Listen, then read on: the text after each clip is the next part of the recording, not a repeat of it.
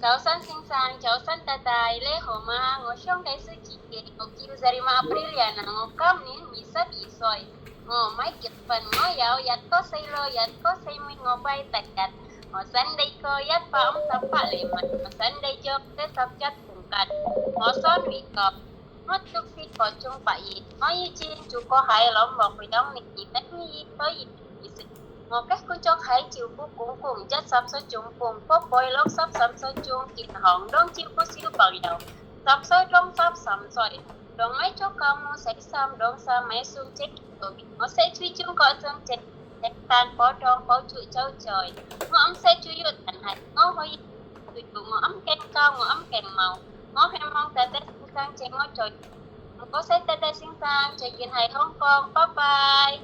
OK，姐姐，我問你啲問題嚇。你有冇 tattoo？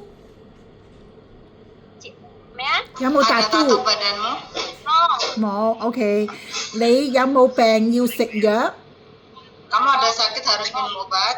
冇。OK，你需唔需要戴眼鏡睇嘢？冇。OK，你有幾高啊，姐姐？高。我新地個158厘米。OK，有幾重？我新地將47公斤。OK，good。你識唔識講英文 ？English？唔識。唔識。OK，識唔識講廣東話？我識少少廣東話。OK，good。你有冇做過香港？之前有冇嚟香港？係。Udah pernah ke Hong Kong kerja? 冇。OK，你會唔會食豬肉？我唔食豬肉。OK，可以煮豬肉嗎？可唔可以煮豬肉？可以煮豬肉。可以煮豬肉嗎？可以嗎？可以煮豬肉。係。OK。係。你有冇敏感？食物敏感啊？食嘢有冇敏感啊？